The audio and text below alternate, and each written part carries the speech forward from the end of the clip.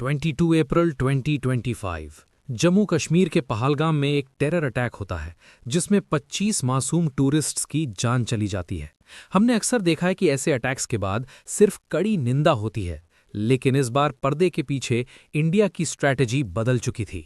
Swiss military historian Adrian फॉन्टेनेलास की report बताती है कि इस बार न्यू दिल्ली ने डिसाइड किया रिटेलिएशन सिर्फ स्पेक्टैक्युलर नहीं होगा, बल्कि दुश्मन को उसकी औकात दिखाने वाला होगा। 7 मई की रात को आईएएफ लॉन्च करती है ऑपरेशन सिंदूर। टारगेट थे पाकिस्तान के अंदर गहरे बैठे जैश ए मोहम्मद और एलईटी के कमांड सेंटर्स, बहावलपुर और मुरीद के। लेकिन यहां एक ऐसा ट्विस्ट आया जिसने पूरे देश को हैरान कर दिया। पाकिस्तान को इस अटैक की भनक शायद पहले ही चुल चुकी थी। उन्होंने पहले ही अपने फाइटर्स डिप्लॉय कर दिए थे। जैसे ही इंडियन रफाल और मिराज 2000s ने बॉर्डर क्रॉस किया, उनका सामना हुआ पाकिस्तान के J-10C और JF-17 फाइटर्स से।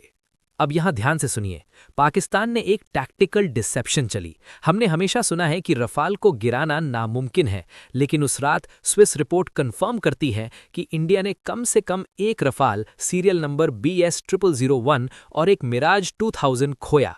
पाकिस्तान ने क्लेम किया कि उन्होंने 6 एयरक्राफ्ट गिरा दिए। सवाल ये उठता है कि रफाल गिरा कैसे? एनालिसिस कहता है कि पाकिस्तान ने चाइना की PL-15 मिसाइल्स यूज की थीं। इंडिया को लगा इनकी रेंज 150 किलोमीटर्स है, लेकिन वो निकली 200 किलोमीटर्स। हमारे पायलट्स सरप्राइज हो गए क्योंकि उन्हें लगा था कि वो सेफ जोन में है। इस सेटबैक ने इंडिया की स्ट्रैटेजी को एक बड़ा झटका दिया। लेकिन क्या ये सिर्फ शुरुआत थी? क्या पाकिस्तान ने ये वॉर जीत ली थी? बिल्कुल नहीं। अगले 48 घंटों में इंडिया ने जो पलटवार किया, उसने पाकिस्तान की मिलिट्री हिस्ट्री को हमेशा के लिए बदल दिया। अब 7 मई की रात को इंडिया ने अपना रफाल खोया तो पाकिस्तान के मिलिट्री सर्कल्स में जश्न का माहौल था। उन्हें लगा कि उन्होंने इंडिया के सबसे बड़े आसमानी हथियार को तबाह कर दिया है। लेकिन उन्हें ये नहीं पता था कि इंडिया ने इस नुकसान के बाद अपने सीक्रेट सिस्टम्स को एक्टिवेट कर दिया था। पाकिस्तान ने सोचा कि अब लोहा गर्म है तो एक बड़ा हथौड़ा मारा जाए। उन्होंने लॉन्च किया ऑपरेशन बुनियानुम मरसूस। ये कोई छोटा मोटा अटैक नहीं था।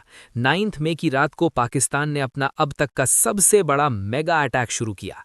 300 से ज्यादा ड्रोन्स, JF-17 फाइटर्स और सुपरसोनिक CM-400 AKG मिसाइल्स एक साथ इंडियन एयरबेसेस की तरफ बढ़ने लगे।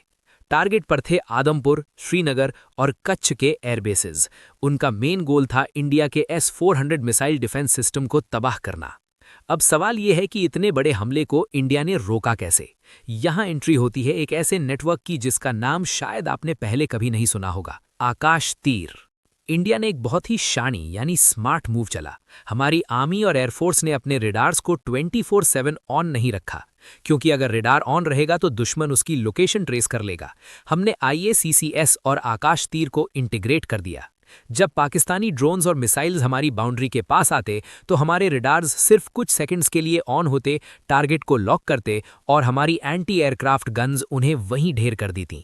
स्विस रिपोर्ट कहती है कि पाकिस्तान के 50% से ज्यादा ड्रोन्स तो सिर्फ हमारी नॉर्मल गन्स और इलेक्ट्रॉनिक जैमिंग से ही गिर गए।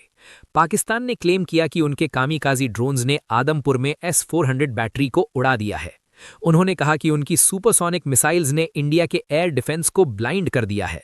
9 मई की रात तक पाकिस्तान को लगा कि उन्होंने इंडिया को उलझा कर रखा है, लेकिन उन्हें ये नहीं पता था कि इंडिया अपना चेकमेट मूव तैयार कर चुका था। 10 मई की सुबह घड़ी में बजे थे रात के 2। यहां से शुरू होता है the Blitz of May 10। India ने डिफेंसिव मोड को पूरी तरह से स्विच ऑफ किया और लॉन्च किया एक ऐसा काउंटर अटैक जिसने पाकिस्तान के एयर डिफेंस को पंगे लेने लायक नहीं छोड़ा। सुबह 2 बजे से 5 बजे के बीच इंडिया ने अपनी सरहद के अंदर से ही ब्रह्मोस, स्काल-PG और रैम्पेज मिसाइल्स की बारिश कर दी। टारगेट थे पाकिस्तान के 5 बड़े एयरबेसेस और उनके ड्रोन हब्स। नूर खान एयरबेस, यहां पाकिस्तान का main command and control centre तबाह हो गया। मुरीद एयरबेस, जो उनका मेल ड्रोन हब था, वहां के हैंगर्स और कंट्रोल स्टेशंस मिट्टी में मिल गए। सुक्कुर एयरबेस, यहां के रेडार्स और ड्रोन इंफ्रास्ट्रक्चर को पूरी तरह से न्यूट्रलाइज कर दिया गया। लेकिन दोस्तों, ये तो सिर्फ पहला फेज था। ठीक सुबह 10 बजे इंडिया ने दूसरा अटैक किया। इस बार टारगेट ड्रोन्स नहीं बल्कि उनके मैंड एयरक्राफ्ट थे। सरगोधा एयरबेस के रनवेज को क्रेटर कर दिया गया ताकि उनके जेट्स उड़ान ही न भर सकें।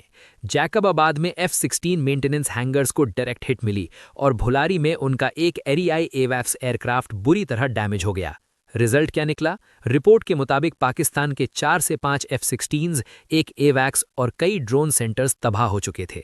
दोपहर के 12 बजे तक पाकिस्तान की मिलिट्री ने सीज फायर की गुहार लगाई, जिसे इंडिया ने तुरंत एक्सेप्ट कर लिया, क्योंकि हमारा ऑब्जेक्टिव पूरा हो चुका था, दुश्मन को ये मैसेज देना कि अब तुम्हारा नुकसान हमारी बर्दाश्त से बाहर होगा।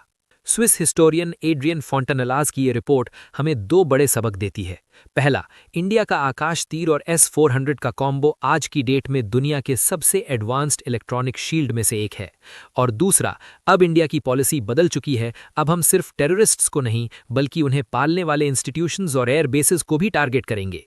हालांकि हमने एक रफाल खोया, जो हमारे लिए एक बड़ा लेसन है कि दुश्मन की टेक्नोलॉजी को कभी अंडर एस्टिमेट नहीं करना चाहिए। लेकिन एंड ऑफ द डे 88 घंटों की इस जंग में इंडिया ने अपनी एयर सुपीरियॉरिटी प्रूव कर दी है। आपको क्या लगता है, क्या इस सीज फायर के बाद बॉर्डर पर शांति रहेगी, या ये सिर्फ एक नए हाईटेक वॉर की शुरुआत है? कमेंट में अपनी राय जरूर दें। वीडियो इन्फॉर्मेटिव लगा तो इसे शेयर करें। नमस्ते।